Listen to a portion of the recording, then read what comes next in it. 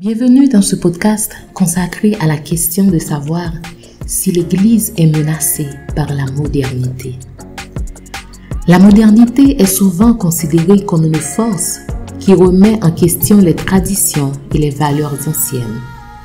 Dans ce contexte, de nombreux croyants se demandent si l'Église peut résister à l'évolution de la société moderne. Dans ce podcast, nous allons examiner cette question en utilisant des versets bibliques et des exemples concrets de la vie de l'Église. La modernité et la vérité chrétienne. La modernité est souvent caractérisée par un changement rapide, une évolution technologique et une diversité culturelle. Ces changements peuvent souvent avoir un impact sur la façon dont nous percevons la vérité et la foi chrétienne. Cependant, la Bible nous rappelle que la vérité chrétienne est immuable et éternelle. Dans le psaume 119, le verset 160, il est écrit « La somme de ta parole est la vérité, et toutes les règles de ta justice sont éternelles. » De même, dans Jean chapitre 14, le verset 6, Jésus déclare « Je suis le chemin, la vérité et la vie. Nul ne vient au Père que par moi. » La vérité de l'Évangile ne change pas, peu importe les tendances ou les modes de la modernité. Cependant, il est important de se rappeler que la vérité chrétienne est incarnée dans un contexte culturel et historique. Les enseignements bibliques doivent être interprétés à la lumière de leur contexte, mais la vérité de ces enseignements reste la même. Le défi de la modernité pour la vérité chrétienne est donc de trouver des moyens de communiquer cette vérité immuable à une culture en constante évolution. La technologie moderne, comme les réseaux sociaux et les médias numériques, peut être utilisée de manière positive pour diffuser la vérité chrétienne à un public plus large. Cependant, il est important de se rappeler que la vérité chrétienne doit être présentée de manière authentique et pertinente pour être efficace dans un contexte moderne. Dans 1 Corinthiens chapitre 9, verset 22, Paul écrit « Je suis devenu tout à tous, afin d'en sauver de toute manière quelques-uns. » La vérité chrétienne ne doit pas être compromise ou diluée pour s'adapter à la modernité, mais elle doit être présentée de manière à toucher les cœurs et les esprits des gens de notre époque. La modernité peut présenter des défis pour la vérité chrétienne, mais la vérité de l'Évangile reste immuable et éternelle. Les enseignements bibliques doivent être interprétés à la lumière de leur contexte, mais leur vérité reste inchangée. Nous devons trouver des moyens de communiquer cette vérité de manière pertinente et authentique dans un monde en constante évolution. La modernité et la mission de l'Église. La mission de l'Église est d'annoncer l'Évangile à tous les peuples et de faire des disciples de toutes les nations, comme Jésus l'a commandé dans Matthieu chapitre 28, versets 19 et 20. La modernité peut affecter cette mission de différentes manières.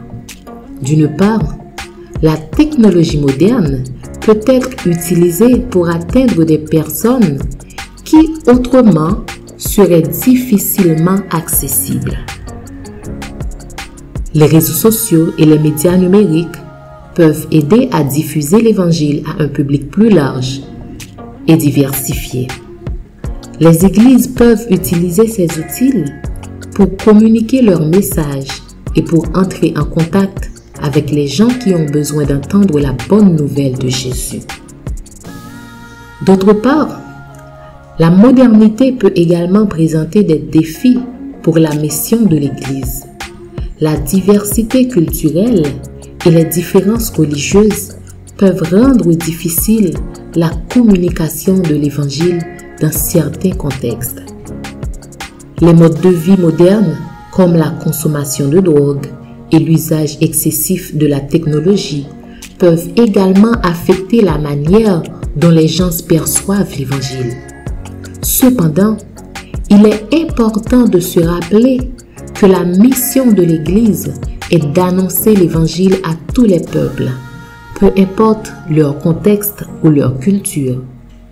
Dans Galates chapitre 3 verset 28, Paul écrit « Il n'y a plus ni juif, ni grec, il n'y a plus ni esclave, ni libre, il n'y a plus ni homme, ni femme, car tous vous êtes un en Jésus-Christ. » La diversité culturelle ne doit pas être un obstacle à la mission de l'Église, mais elle doit être considérée comme une opportunité de diffuser l'Évangile à un public plus large.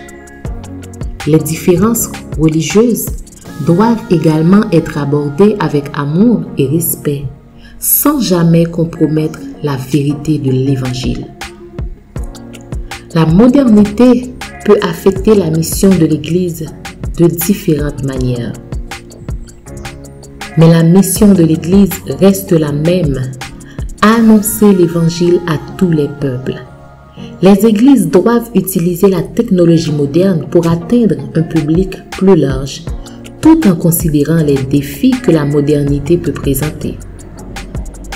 La diversité culturelle et les différences religieuses ne doivent jamais être un obstacle à la mission de l'Église, mais plutôt une opportunité de diffuser l'Évangile à un public plus diversifié.